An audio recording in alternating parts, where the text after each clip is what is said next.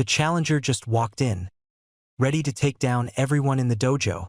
But who is he? Looks like they're stressing, asking Alusha for the plan. But chill, the sensei just rolled in to handle things. Whoa, check this out. Sensei wasted no time dishing out a solid whack. Guess that's one way to start the lesson. And swoosh, look at that speed, almost a blur. Okay, chapter 1's title is interesting. And check Alusha's eyes.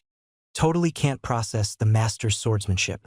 Looks like this old man is seriously skilled. Alright, welcome to the kingdom of Leberus, home of notorious knights and adventurers. But sounds like there's a strange rumor stirring things up here. So the strange rumor?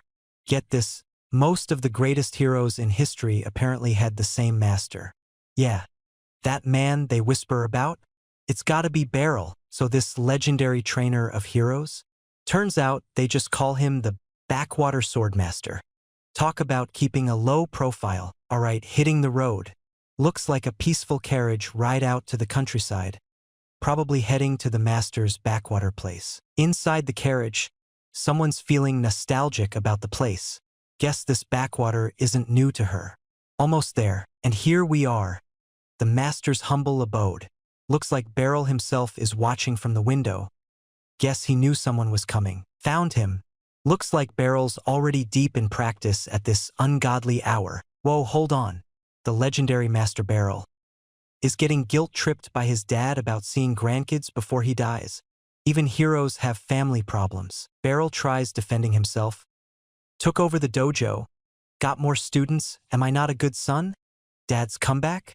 You're almost there. Osmond, Dad. Dad won't quit. Isn't there a good girl among your pupils? Beryl's like, dojo's not for flirting. Who'd marry into this backwater family anyway? Someone's peeking, though. Okay, switching scenes. Seems the big dream for every swordsman around is clear. Become a knight or an adventurer. That's what everyone's aiming for. Flashback. Turns out our backwater Master Beryl had the same big dreams once, knight or adventurer. He's been training with swords practically since birth. Look at that young determination. His dream was simple. Head to town, be a hero, and save people with his sword. Classic adventurer ambition right there. So after dreaming big about saving people, Beryl thinks he just ended up as a basic sword teacher in the middle of nowhere. Oh, the irony. If only he knew. Hold the phone. Just when Beryl doubted anyone would marry him, he remembers a pupil once declared, "When I grow up, I will marry sensei." Well, speak of the devil. Right after remembering that marriage promise, the visitor herself walks in. Pardon my intrusion. Talk about timing and the reveal. Beryl puts it together. Could that be Alusha? Yep, it's her. Looks like the former pupil is back to see her sensei. It's been a long time. She's all grown up. Beryl barely recognized her. Alusha's smooth response? You look the same as always, sensei. Whoa. Status update. Alusha isn't just grown up. She's Alusha Citrus, head of the Royal Knights. From backwater pupil to top commander. Talk about climbing the ranks. Yep, let that sink in. The head of the Royal Knights. She was my pupil. Quite the student for a backwater teacher. How good was Alusha? A complete natural. Learned just by mimicking Beryl. And after only 4 years, he had nothing left to teach her. When it was time for her to leave the dojo, Beryl gave her a sword as a parting gift. A proper send-off from the sensei. You still have that sword? Beryl figures she could get something better now. But Alusha shuts that down. No, this sword is fine for me. Guess that gift meant a lot. Head of the knights and she teaches fencing? Whoa, that's awesome, says Beryl. But now, Alusha gets serious. By the way, how can I help you today? Quick info drop. That instructor role Alusha mentioned? It means you're basically the best swordsman in the entire kingdom. So she's top commander and top fighter. A student of mine became the royal instructor. Beryl is absolutely beaming with pride. I am very proud of you. Wholesome moment, and bam, the real reason she's here. I recommended you, sensei, as our special instructor. And apparently, they agreed with no objection. Big leagues calling. Barrel's still processing. Huh? So, in other words? Alusha lays it out. We, the Order of the Liberio Knights, would like to have you, Sensei, as our instructor. It's official. The gears are turning. Beryl connects the dots. Royal instructor equals best swordsman in the kingdom, leading him to wonder, why would I be? Whoa, no time to waste. Alusha wants him heading to the capital now. Carriage is waiting outside. Beryl's freaking out. Right now? That's too sudden. Too sudden for Beryl? Alusha pulls out the trump card. An imperial order with the royal seal. Guess that settles it. This isn't a request anymore. Alright, looks like he's going. But hopping into the fancy carriage, Beryl asks, can I go in with my shoes? Haha, even with an imperial order, still the same sensei. Arrival. We're in Valtrain, capital of Lebris. And check out that fancy building, official garrison of the knights. Quite the upgrade from the old dojo. Alright, time for the big introduction. From now on, Mr. Beryl Gardenant shall cooperate with the Liberio Knights as a special instructor. It's official, the master's on the job. Beryl's sizing up his new students, over 100 knights, and they look seriously skilled. Alusha lays down the law. I require each and every one of you to exceed all expectations. Pressure's on. Whoa. Alusha just told everyone Beryl far surpasses the likes of me and opened applications for his training. Beryl's shocked, and now she puts him on the spot. Sensei, please give us a few words. Talk about pressure. Put on the spot. Beryl's panicking inside. Just a middle-aged guy. Stop flattering me. But he starts his speech. You, as introduced, I'm Gardenant. Smooth. Someone in the crowd is watching intently, though, hashing out the details in the carriage. Beryl asks, a few times a month? Is that all right? Alusha's cool with it. Yes. It is enough that you pay us visit from time to time. Wait, after all that official business? They're souvenir shopping. Beryl's already doubting if the knights need him, but Alusha's focused on pastries because Dad's very fussy. Gotta keep the old man happy. Heads are turning. Beryl notices they're drawing attention, figuring it's the head knight walking with some middle-aged guy like me. Alusha just asks, does it bother you? Guess being famous is normal for her. Hold on, did Beryl's comment hit different? Alusha's blushing, thinking, could this be a dash, before quickly shutting it down. Never mind. Beryl's totally lost. Awkward. Well, look who it is. Interrupting the moment, this newcomer greets Alusha formally as Your Eminence. Then pointedly adds, shopping with a man. Oh, who's this guy? What do you want, Lysandra? Alusha confronts the newcomer. Lysandra spots Beryl, thinks the strongest of the adventurers, then immediately declares, how pathetic, before playing innocent. Shots fired. Whoa. Forget playing nice. Lysandra grabs Beryl right up, yelling, Beryl sensei? Okay. She definitely knows him. What's with the rough reunion? Whoa. Mutual recognition. Beryl knows her. Wait. No mistake. Selena? And she's stunned he remembers. Looks like this Lysandra has a hidden past with sensei. Okay, mood shift. It's really her, Selena. She's stunned Beryl remembers after 20 years. Long time no see, sensei. I'm glad you're doing well. What a reunion. Selena, an orphan taken in 20 years ago. Trained for 3 years, then sent for adoption. But what happened next? Okay, Alusha steps in. She tells Lysandra firmly, Sensei is quite busy right now. Please take off your hands right now. Looks like the head knight is laying down the law, and the fight for Sensei's time begins. Alusha tries pulling rank. He's walking with me now, Lysandra. Lysandra ignores her, inviting Beryl to her guild. Poor Beryl's caught right in the middle. Even the bystanders are confused. They recognize Alusha and Dragon Twinblade Lysandra, but who's that old guy between them? Beryl's only thought, help, quick stop at a shop. The owner knows the famous ladies. Oh my! Chitru-sama, Lysandra-sama. Beryl, totally ignored again. They're getting the VIP tour to check out some new steel. watching them command attention. Beryl reflects. Everywhere they go, people start gossiping or showing respect.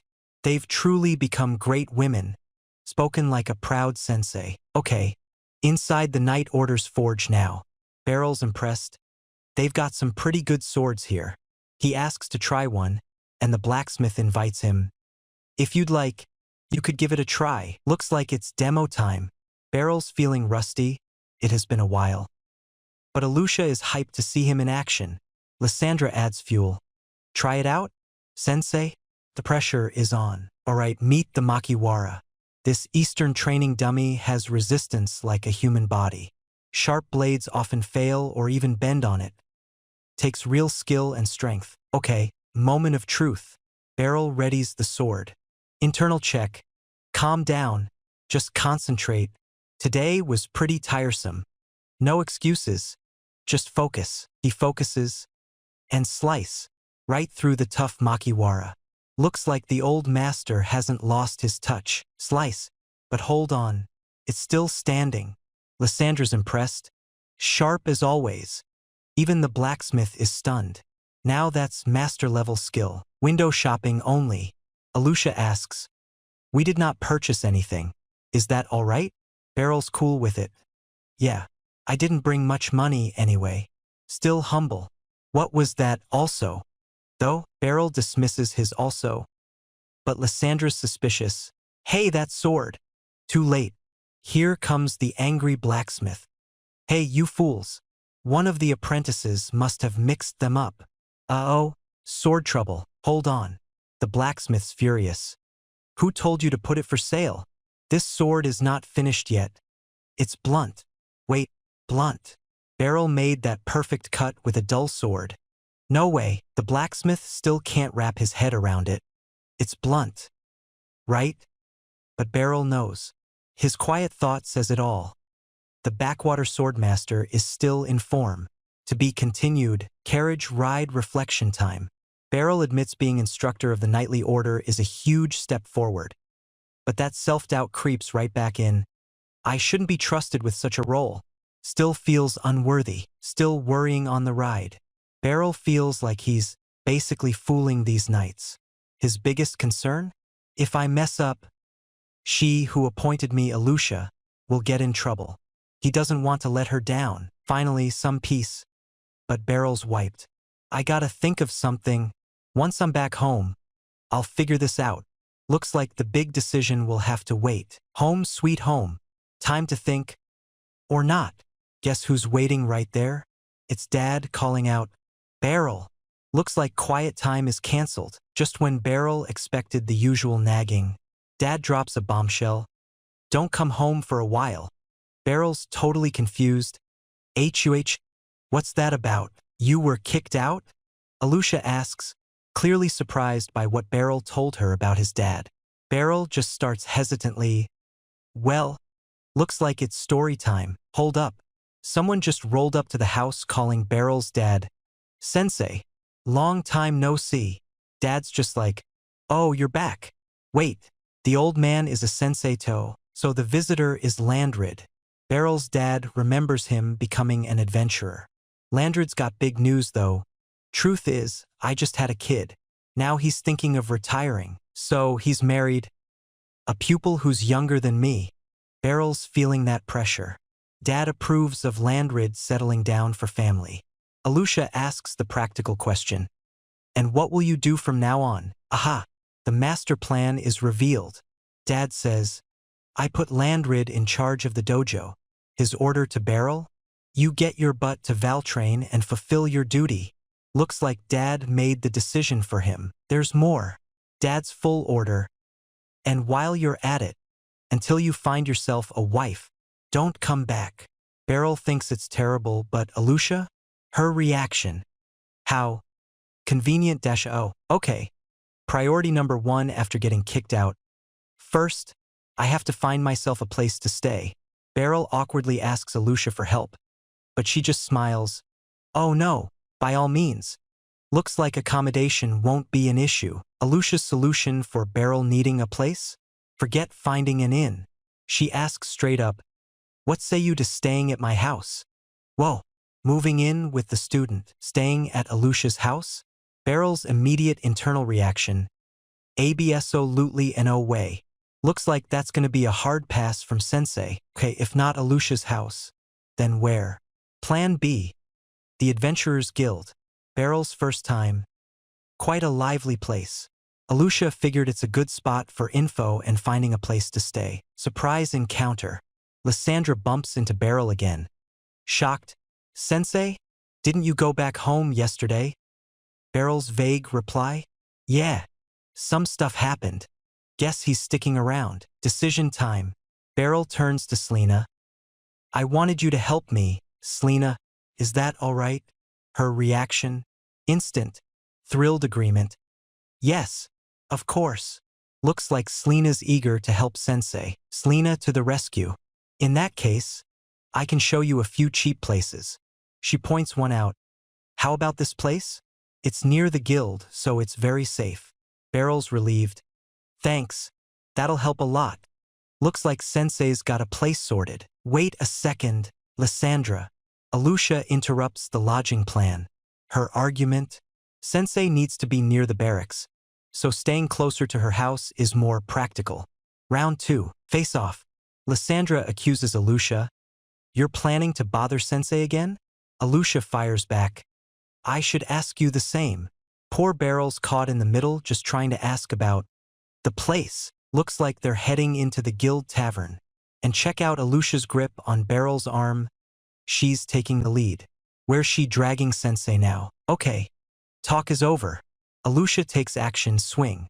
Looks like she's attacking Lysandra right inside the guild. Things just escalated fast. Looks like Beryl's had enough. He's walking away, leaving Alusha and Lysandra at the guild table. Rocking two swords now. Wonder where Sensei's headed next? Oh. Looks like they stopped fighting each other. And now they're both focused on Beryl. He's bewildered. What is it, you two? Talk about being put on the spot. Phew. Looks like the fight was avoided. Lysandra wonders if it would have been a draw. Beryl's just relieved. For a moment there, I really thought they'd draw blades. Guess Sensei was ready to step in if needed. Here's the room.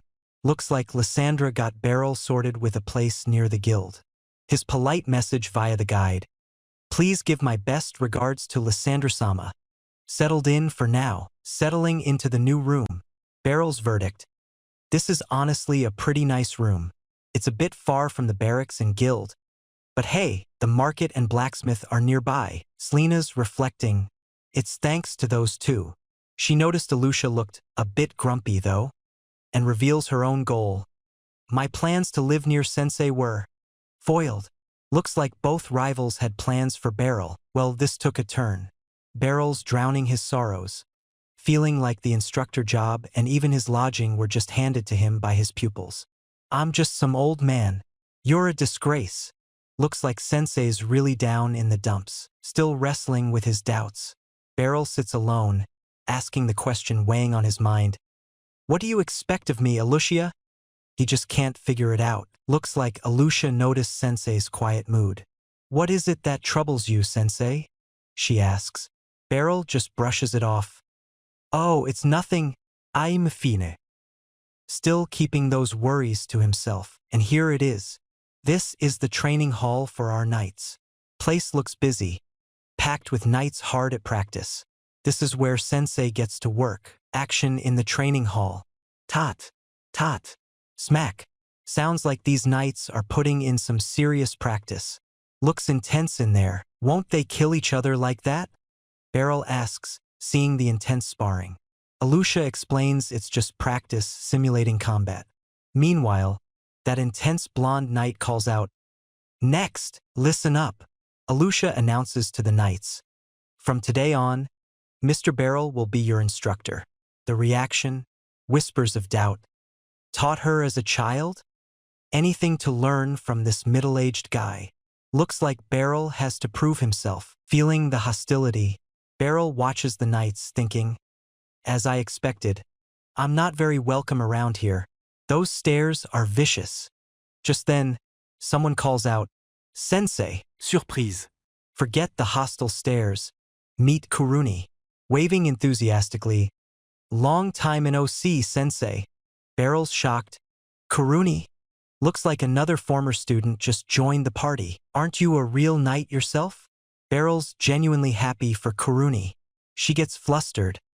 "Oh, not at all. I've got a ways to go still." Another proud sensei moment. So Kuruni only trained with sensei for about 2 years back then. But she's ecstatic he's here now. "But I'm very glad I get to be taught by you again, sensei." Finally, an enthusiastic student. Splosh. "Wait." Barrel's crying. Kuruni asks, "Sensei? What is the matter?" His realization. "No, that's not it. Everyone is just so grown up now." Looks like seeing his students succeed hit him right in the feels. Party's over. Alusha snaps Kuruni back into training mode. "Refrain from chit-chatting." Seeing this seems to spark something in Barrel. "How long am I going to depend on my pupils? It's time to man up." Looks like the instructor is ready. Just as Barrel resolves to man up, emphasis on man, the blonde knight steps forward. "Excuse me, Commander Dono. Talk about interrupting the moment. What now? What is it, Hembritz?" Alusha asks. The blonde knight introduces himself. "I am Hembritz Draught. I have been entrusted as vice commander of this knightly order." "Okay. Meet the second in command." "I see." Barrel connects the dots. Vice Commander Hembritz. He's the one with the penetrating gaze from yesterday. So that's who was watching him intently. Here comes the vice commander's perspective. Instructing the proud Liberio Knights requires real expertise. He's openly questioning how much of Alusha's glowing recommendation is actually true. Though he does seem to think Barrel is the very definition of bloodlust. Talk about mixed signals. Vice Commander Hembritz isn't waiting around. He steps up to Barrel. "I would like to ask for a match." Challenge issued. Looks like it's time for Sensei to prove himself directly. Challenge issued. And Vice Commander Hembritz follows up, addressing him formally. "Barrel Dono, respect before the fight." Barrel looks stunned. To be continued, it's on. Looks like Barrel accepted the Vice Commander's challenge. Both Barrel and Alusha share the same thought. "Finally time, Sensei." / "It's finally time. The moment of truth has arrived." Swords presented. Vice Commander Hembritz formally starts the match. "For your sword to see the light of day." The duel begins now. Quick reminder on the Liberio Knights. Renowned as the strongest order in the kingdom, only the finest warriors are chosen. Then they get more strict training. These guys are elite. Just how elite are these Liberio Knights? They say a single one has enough power to match 10 knights from other kingdoms. 1 versus 10. Yeah, these guys are seriously strong. Going straight for a match, huh? Barrel knows Vice Commander Hembritz is no doubt one of the topmost swordsmen in this kingdom. His assessment? Things went south pretty quick. Facing a top dog right away. "Please provide the image you'd like me to narrate." "I'm ready when you are." Barrel's weighing his options. If he refuses the match, everyone's doubts grow. But losing means disgrace, getting fired, and worst of all, Alusha having to resign because of him. His desperate thought, "Help me out, Alusha." Alusha's take on the challenge? She's all for it. What a wonderful opportunity. Why not take this chance to let our knights watch and learn? She just turned this duel into a public masterclass. The crowd knows what's happening. Vice Commander sparring with the new instructor guy. Barrel realizes, there's no way to back out of this now. Looks like the match is definitely on. Two characters watch anxiously as they discuss the Vice Commander's inhuman strength. One of them expresses uncertainty about the outcome of their sensei's face-off. Even the bystanders know what's up. That's Alusha and Lysandra, Dragon Twinblade. But Barrel? Who's that old guy? Oh, the irony. Barrel's just thinking, help. Whoa, look at that. Down goes the raging bull. And they say this guy did it with one swing of a wooden stick. Apparently, blocking him is a bad idea too. Broken arms all around. Here's why the Vice Commander was so doubtful. The legendary Swordmaster showed up looking like just some middle-aged guy who looks completely dead inside. No wonder Hembrit's suspicions started right then. Hembrit's suspects Alusha only recommended Beryl out of obligation to her old sensei. Time for a test. If this is just some maggot trying to crawl its way into this knightly order. Hembritz looks determined to find out the truth, feeling the vice commander's bloodlust. Beryl braces himself, just aiming not to lose too embarrassingly. Refuse the match? Bad. Fight and lose? Worse, especially for Alusha. Beryl's trapped, mostly worried about failing her. Moment of truth. Beryl focuses. Calm down. Concentrate. Here comes the strike. Intense focus from both Beryl and Hembritz. The match is about to begin. Start. And Hembritz immediately lunges at Beryl. The fight is on. Smash. Hembritz attacks with force, but Beryl dodges. Looks like the onlookers are shocked by the power, and just like that, it's over. Beryl takes down the vice commander, swift and clean. The crowd can't believe it. Vice commander was beaten? Total shock. I see. Beryl realizes Hembritz is the guy with the penetrating gaze from yesterday. So that's who it was. What the hell just happened? The crowd missed it. And it was too fast. Beryl beat him in an instant. Fight breakdown. Hembritz aimed high, faked, then slashed low at the torso. But Sensei parried it clean. How'd Beryl win so fast? Alusha explains. Hembritz lost balance after the parry, so Sensei just continued the sword motion right to his neck. Simple and effective. Over in the blink of an eye. Just a quick tap to deflect and clack to strike. Beryl ended it instantly. Beryl lands a solid hit right on the vice commander. Looks like Sensei's not messing around. Hembritz recovers. Sorry, I tried to pull back. But Beryl, concerned, wonders, how much can he actually see? Alusha knows Beryl's secret. His unparalleled strength. It's all thanks to those eyes. Karuni looks terrified. Those eyes? Alusha explains they let Beryl see everything. Footing, center of gravity, breath, gaze, swordsmanship, discerning gaps smaller than the eye of a needle. His swordsmanship style? Alusha calls it polished beyond the utmost limits. The all-seeing sword. Crowd reacts to the spar. Another victory. That vice commander is helpless here, wondering how many Hembritz would have died if they used real swords. Defeated, Hembritz reflects on the spar. How many times would I have died? He realizes just how much Beryl held back. Wait, he's back up. Hembritz yells, I can still go, and lunges at Beryl again. Persistent. Splosh. Beryl's suddenly crying. It's not sadness. He's just overwhelmed, realizing everyone is just so grown up now. There it is. The vice commander unleashes his signature move, the spinning slice. He hides his hands, making the reach hard to tell. The power behind that spinning slice? Herculean strength plus centrifugal force. Designed to completely shatter the enemy's defense. Action. Beryl and Hembritz trade blows in their spar. Fast moves. Ton. Looks like Hembritz is straining HNG. Under Beryl's pressure now, whomp. Hembritz hits the deck. Stunned. His reaction. He's the real deal. Guess that settles the doubts. Karuni feels bad for the defeated Hembritz. Poor vice commander. If not for Alusha-san, he would be the commander. Interesting bit of info. Hembritz asks Alusha a deep question. Commander Dono, why did you decide to become a knight? Says he feels they're looking in different directions. Slam. And Beryl ends the match with a decisive strike. Down goes the vice commander. Clap, clap. Looks like the crowd was impressed by Beryl's swift victory over the vice commander. Applause all around, with the crowd still clapping. Alusha steps in and calls it, that's enough. Match over. Ahem. So, looks like Kuruni's got an idea. In celebration of Beryl Sensei's appointment as our instructor, Kampai, looks like they're celebrating Beryl's new instructor job with a toast. Cheers. Gulp.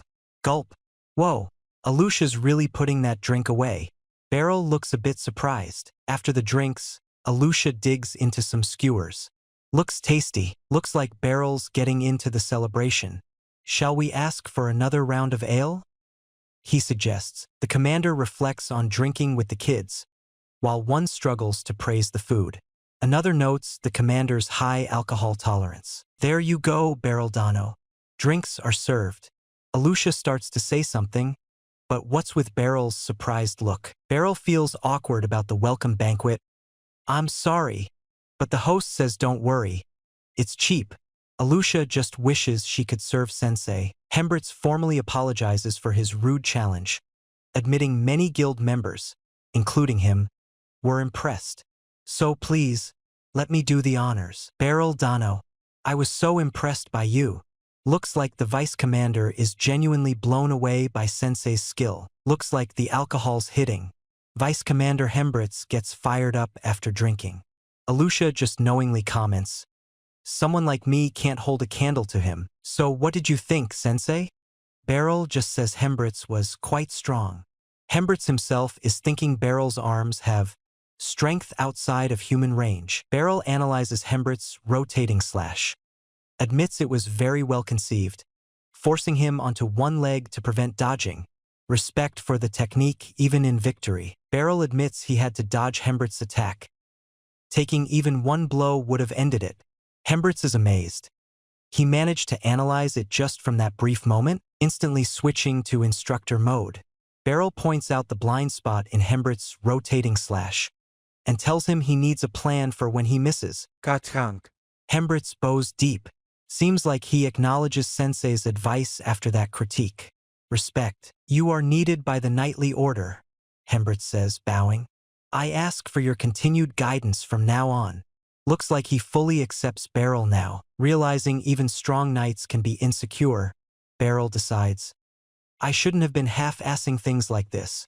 He tells Hembritz, I, too, hope we can work together. Looks like he's committing. Hembritz finally sees the legend in person. To see the backwater swordmaster in front of my eyes, this feels like a dream. Beryl's just confused. HUH, banquet chaos. Sensei, the commander is eating my skewer. Hembritz is totally lost. The backwater what? And Karuni's calling foul. Quiet night. Alusha sits alone on a bench, just letting out a sigh. Ah! Reflecting on the day, maybe. Looks like Alusha's regretting the celebration antics. I ended up drinking like usual in front of sensei. He probably thought I was vulgar. Oops, Alusha continues reflecting. Maybe I let my guard down since my plans are going well. Plans? What plans has she got cooking? Alusha remembers that dodging Hembritz's attack cost her a practice sword, but Beryl analyzed it instantly. He's incredible, as always, explaining that parting gift sword.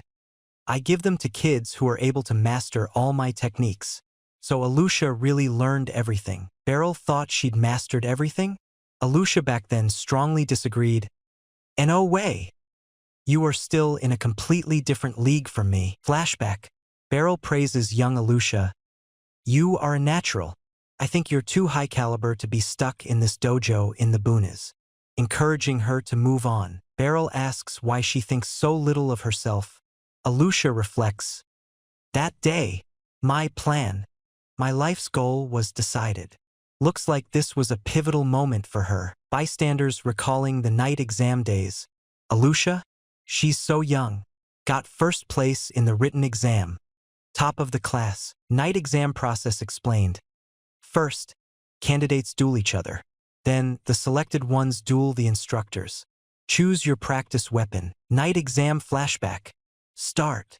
Looks like Hembritz is beginning his practical duel. Exam flashback. Alusha effortlessly dodges Hembritz's attack, thinking, too slow. Looks like she had his number even back then. That year's night exam apparently had an abundant crop of strong candidates, and even the instructors were tough. High bar. Flashback continues. Alusha joined the strongest knightly order in the kingdom, only to realize, N01 can even be compared to sensei. He's just built different. Flashback. Alusha aced the exams, rose fast, became the youngest commander ever, and then asked Beryl, you want me to be an instructor? Yes. It was all part of the plan. Alone again, Beryl reflects. What do you expect of me, Alucia? Still pondering her expectations. Hembritz asks for guidance, saying Beryl is needed. Meanwhile, Alucia's internal thought reveals her motivation. The whole reason she became a knight was to prepare a stage worthy of sensei. It was all for him. Alucia reveals her true motivation. Just thinking that no one would ever know about your swordsmanship was too much to bear. Her ambition was all about giving sensei the stage he deserved. Flashback reveal. Alucia's reason for becoming a knight? To prepare a stage worthy of sensei. It really was all for him. Flashback. A younger, upset Alucia dismisses something bad that happened. It's just a competition accident. Let's go back. Wonder what occurred? Flashback. Beryl finds young Alucia crying, feeling guilty. I'm sorry. It's my fault for putting you in jeopardy. He just offers her a hanky. Beryl comforts young Alucia. Honestly, I'm just glad you didn't get hurt, Alucia. Sensei's priority is clear. Continuing to reassure young Alucia, Beryl says, I'm not so mature. As long as you're safe, it's no bother. Protecting his student comes first. Alucia's determined thought under the moon. Sensei, from now on, your swordsmanship is just getting started. Looks like she believes his journey is only beginning. The prediction for Sensei? And in the near future, you shall build a new era. You shall be rightfully called a swordmaster. High hopes for Beryl. Morning after the celebration. Beryl wakes up feeling it. I drank too much again. Rough start to the day. Library scene. Someone approaches. Hey, Fissel, have you heard? What's the gossip? Gossip in the library. Word's out that Liberio's vice commander got completely crushed in the trial duels. Someone hopes his cute face is okay. More library gossip. They identify Hembritz's opponent. It was a new instructor? The Backwater something something? Looks like Beryl's nickname precedes him. Sort of hearing the gossip. The Backwater Swordmaster. Another person connects the dots. Beryl. Sensei. Looks like she knows him too. Quick geography lesson. The west side of town? That's the commercial district. Plenty of shops over there. Beryl worries about tagging along. But Kuruni explains the busy district needs constant night patrols anyway. Leave it all to me, she says confidently. Looks like the day's work is done. Kuruni asks Beryl, have you gotten used to the city yet, Sensei? Kuruni offers to show Beryl the famous spots in Valtrain while she's on patrol. Sightseeing time? Tour continues. Kuruni takes Beryl to the biggest market on the west side. You can buy whatever you need here. Beryl seems impressed.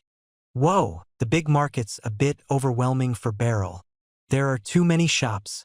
I don't know where to look. Feeling like a middle-aged hick. Sensei, what do you think? Asks Kuruni. Beryl's internal reaction? So young. A bit awkward for the old master. Oh, looks like someone recognizes Beryl Sensei. The hooded figure pegs Beryl as Alucia's acquaintance. Fistchan notes that sword, then strangely asks, have you no heart, Sensei? I'm so sad. What's that about? Fissel. Looks like Beryl finally recognized her. She playfully calls him out for not recognizing her sooner. Right answer. Beryl apologizes. Beryl remembers Fissel. Quiet kid, practiced alone, mastered all his techniques, then received the farewell sword and just said, I have something to do next, and left. Mysterious. Kuruni invites Fissel to join the sightseeing/patrol.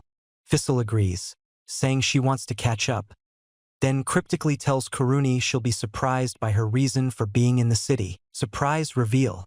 Kuruni spills the beans about Fissel. You know, she's the ace of the magic division. Beryl's shocked. Magic? Quick explainer. The magic division? All mages. Rare. And along with the knights, they're the kingdom's power. Magic, huh? Beryl's surprised Fissel didn't stick with swords, but realizes, looks like I taught another amazing kid. Praise me, indeed. Quick definition. Magic equipment.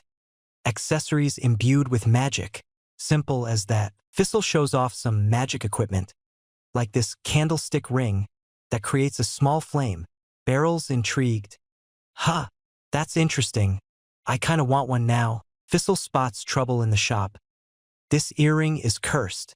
She offers to take it off the owner's hands, for free, to deal with it. Handy skill. Thistle explains the cursed earring. It's fine if you don't wear it, and curses need specific conditions to activate. Sometimes people even make them to make mages look bad. And that's why. Thistle gives Beryl a gift, a bracelet of rest.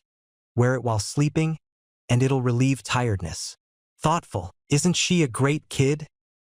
Beryl's clearly proud of Thistle's accomplishments as the ace mage, even if he didn't expect her path. Trouble. Shouts erupt nearby. Thief! Kyaa! Someone, please, arrest them. Beryl's alerted to the commotion, calling it a day. Kuruni asks Beryl, have you gotten used to the city yet, sensei? Those two, meaning Kuruni and Thistle, are jumping into action against the thief. Thistle declares, I'll do it. Sensei, watch, while Kuruni protests, hey, that's my job. Thistle draws her sword. Beryl's surprised. She drew? Is she not going to use magic? Guess the ace mage has other skills. Boom. Forget the sword. Thistle takes down the thief instantly with magic. Ace mage power. Whoosh. Thistle unleashes her magic against the thief. Looks powerful. Watching Thistle deal with the thief, Beryl thinks. So this is Thistle's magic. She tells the fleeing thief, that's okay, tap. And Thistle takes off down the alley, chasing after the fleeing thief. The pursuit is on. Bam! Thistle lands hard, cutting off the thief's escape. Looks like the chase is over. Clink. Thistle sheathes her sword. Looks like the thief situation is handled. Quick and clean. Kuruni takes care of the aftermath. I'll take these people away. Beryl wonders. Is everyone in the knightly order inhumanly strong? Calling it a day. Kuruni asks Beryl, have you gotten used to the city yet, sensei? Impressed by Thistle's magic-enhanced sword technique, Beryl thinks, that was really an incredible technique. Now he wants to meet Thistle's teacher. Thistle reveals who taught her sword spells. The Magic Division Commander. And apparently, when Thistle talked about Beryl, the commander said Beryl and the commander are two of a kind. Interesting. Feeling good, shoulders feel great. Beryl reconsiders. If his pupils are so successful, maybe his teaching isn't so bad after all? Thistle reveals the Magic Division Commander taught her sword spells, and said Beryl and the commander are two of a kind. Nope. Beryl immediately shuts down that positive thought. Don't get full of yourself. My pupils are the ones to praise. I'm just an old man. Back to square one with the self-doubt. The man recoiled in shock as a fiery figure emerged, moving with ethereal grace. Flames engulfed his hand while she advanced, leaving a trail of embers behind. Walking along, Beryl's suddenly surprised. What? Fire! Unexpected danger. BOOF. Beryl swiftly smothers the fire creature with his cloak. Shing. Slash. Beryl makes quick work of that fire creature with a clean cut. Nice swordsmanship. A flame doll made of magic confronts Beryl. He notes cutting it is getting nowhere. In that case, he thinks, considering a new approach. Beryl dashes away, confirming the flame creature is following him. Thistle explains that casting spells over long distances is not very effective, reduces the spell's strength, and exhausts the caster, suggesting bows and arrows might be better. Beryl leads the chase into an open arena. He reasons that with no place to hide, the fire's controller must surely be nearby. The fire's controller, a young woman, reveals herself on the arena steps, acknowledging Beryl forced her out of hiding. He looks up in shock. Beryl's muttered child angers the woman, who demands respect for her elders. She identifies him as the Backwater Sword Saint, understanding now how he evaded her spell and defeated the Roaring Blade. Beryl confirms the title Roaring Blade belongs to Liberio's vice commander, Hembritz. The mysterious woman declares she has her own reasons for her actions. The woman declares she has come to take Beryl's life. Questioning his silence, she appears formidable, Yet Beryl senses something isn't quite right. The woman suddenly stops, her attention caught. Eyes widening, she exclaims in recognition, "That bracelet!" Showing her own matching bracelet, the woman asks Beryl if he recognizes the trinket, revealing she stole hers some time ago from an intriguing sword-wielding mage. The woman taunts Beryl about his intense expression. Ignoring her, Beryl sternly demands, "Where is she?" Referring to the sword-wielding mage. Standing defiantly on the cracking steps, the woman challenges Beryl, "Try to make me talk." Beryl surges forward with explosive speed. A swirling sphere of magical energy descends upon him. Swinging his sword down, Beryl crashes through the large magical ice construct, shattering it. The woman attacks with lightning, aiming for Beryl's blind spot. He dodges the strike, surprising the caster. Reacting to Beryl's evasion, the woman laughs wildly, declaring the fight truly amusing indeed. Impacts crash around him as Beryl speeds across the arena, evading the woman's barrage. Beryl realizes the spell barrage keeps him from closing in and risks exhausting him. However, he also notes that this forces the caster to continuously expend her own energy. Beryl concludes that magic must have limits, turning the fight into a battle of attrition. Remembering that prolonged casting causes exhaustion and reduces power, he embraces this strategy with confidence. Shouting that she is not done yet, the woman summons large slime/water elementals, unleashing a new form of attack that surprises Beryl. The arena floor floods, catching Beryl off guard in the rising water. Declaring he won't escape, the woman begins to freeze the water around him. The water surrounding Beryl abruptly hardens, immobilizing him. Simultaneously, the woman creates illusory duplicates, one of which mockingly asks, "How about this one?" Gathering a potent sphere of energy, the woman issues a direct challenge. "Let us see how thou survivest this one, sword saint." Far across the city rooftops, a bright explosion, boom, erupts from the direction of the arena. The explosion is explained as a phreatic eruption, occurring when water contacts extreme heat and instantly expands. The caster looks shocked, realizing she inadvertently caused it in the spur of the moment. Emerging from the blast, Beryl acknowledges the danger, realizing he avoided it by a hair's breadth. "If I had been even a tiny bit slower." The caster looks on in shock. Wasting no time, Beryl slashes through the remaining obstacles, slash, and lands firmly, bam, as the caster observes closely. The caster glides down the steps towards Beryl, whoosh. He tracks her smooth, rapid descent, slide. The caster suddenly leaps back, bounce. Beryl watches, confused by her withdrawal, acknowledging her continued pressure would likely have defeated him. The caster cries out, "Enough, enough!" Frustrated, she reveals that since Beryl can apparently read her moves or intentions, she feels she cannot do anything else. The caster confirms the connection to Fissile. Surprised, Beryl demands, "Why do you know her name?" "Of course I do," the caster confirms, revealing, "After all, I am the one who hath taught magic to that child." The caster reveals her identity. Lucy Diamond, commander of the magic division. Beryl reacts in shock, recognizing her as the kingdom's strongest mage. Surveying the vast destruction within a crater, a character reflects that the spell responsible is, as expected, far too dangerous. It would never be permitted even for practice. Lucy expresses regret that the destructive spell must remain secret. Another figure voices concern about potential rumors, but an accompanying official dismisses the worry, indicating such matters are handled routinely. Lucy explains her motivation. She heard about Beryl from Fiss, and believed, based on that information, that he could capably stand against her spells. Lucy notes Beryl's strange tactic of focusing on the flame doll even when in peril. Beryl asks why she had to blatantly lie earlier. Lucy admits she did so, thinking he wouldn't take her attempts seriously otherwise. Lucy apologizes for her deception.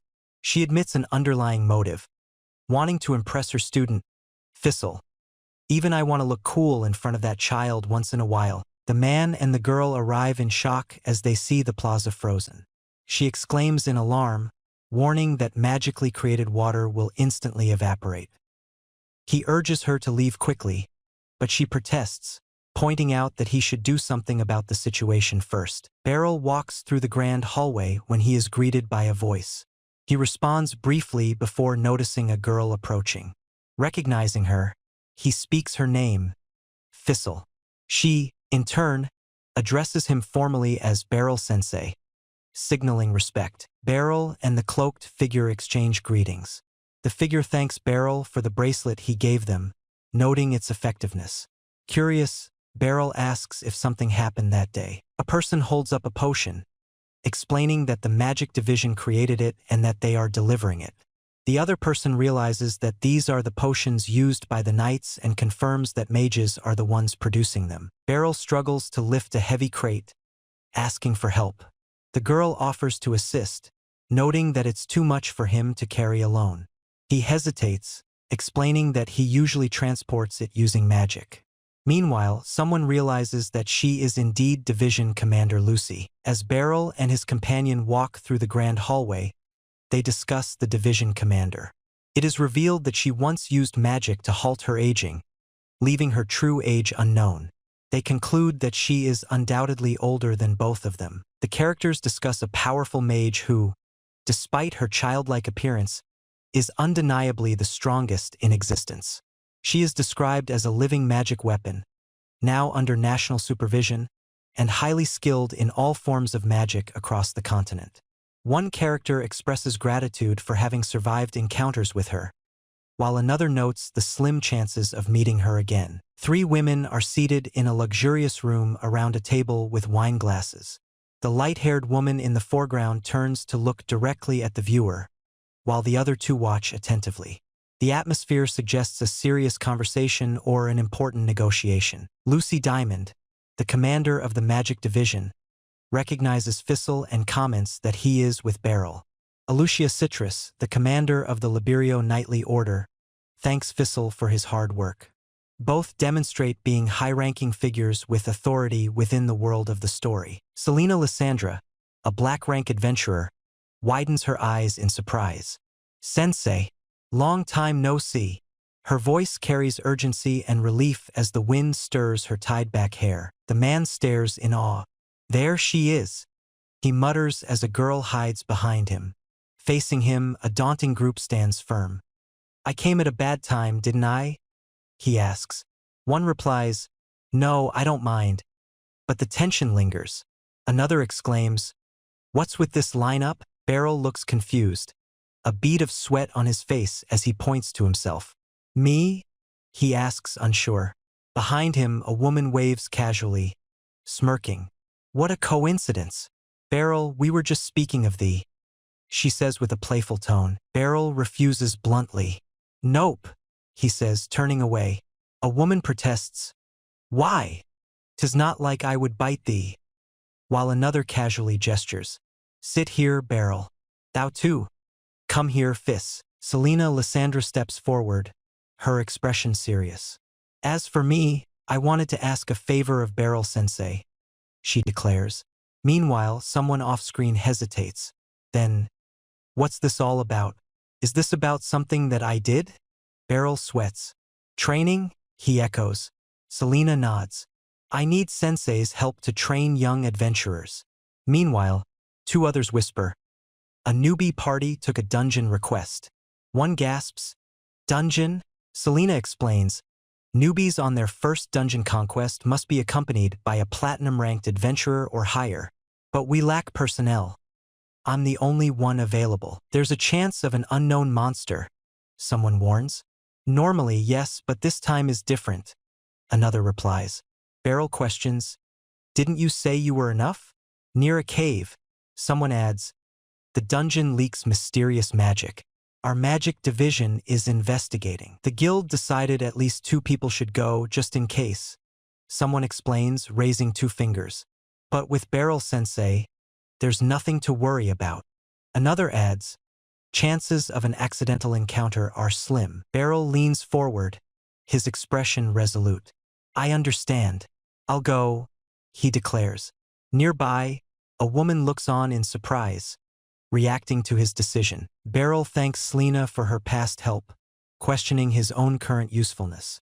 Separately, he asks Alusha to keep the training ground open for a while, and she readily confirms it would be no problem. The long-haired character extended an invitation with a smirk, clearly amused by the idea, while the short-haired one contemplated briefly and suggested meeting at the guild later.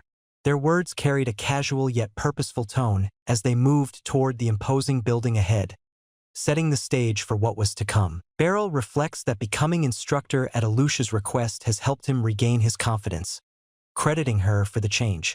As another character wishes Sensei a safe journey, Alusha looks on. In a torchlit cavern, an adventurer stands victorious over a slain dragon.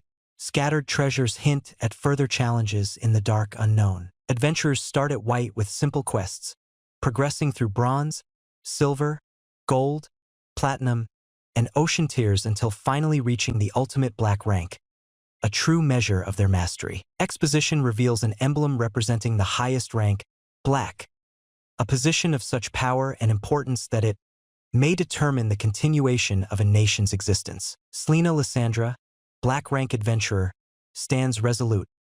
Her tied hair and determined gaze speak of battles fought and challenges ahead. Beryl recounts finding a girl by a riverbank 20 years ago. She seemed the sole survivor of a monster attack, couldn't recall her name, and was initially very scared of him. In a medieval setting, Selena is asked, "Do you want to try holding it?"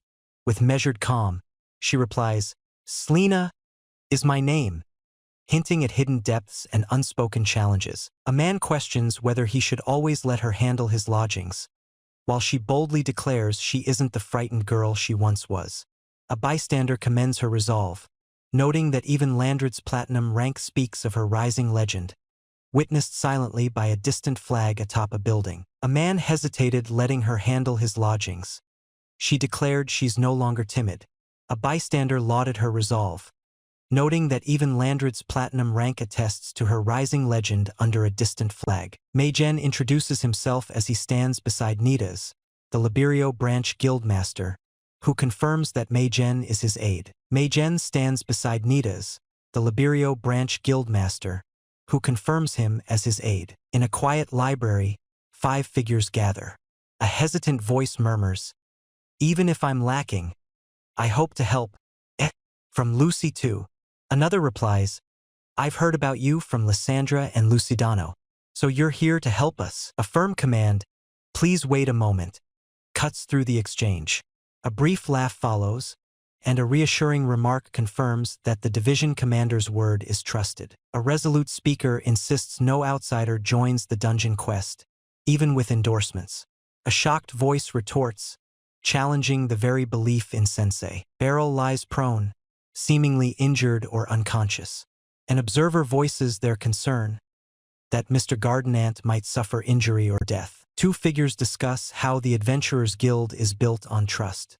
They consider a hypothetical rumor that the guild lets civilians die in dungeons, and conclude that such a rumor, true or false, would destroy public trust in the organization. Hembrits addressed Beryl directly, asking, "It may be rude of me for asking, but do you have experience in exploring dungeons, Mr. Gardenant?"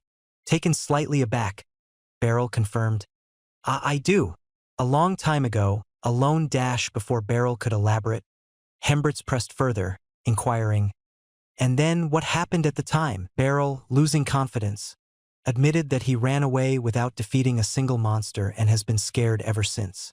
A shocked bystander questioned if he was truly a boy. Hearing this, Hembrits coolly remarked that, if that was the case, Beryl was just like any other rookie, casting doubt on entrusting aspiring adventurers' lives to him. A character pleads for the others not to fight over them.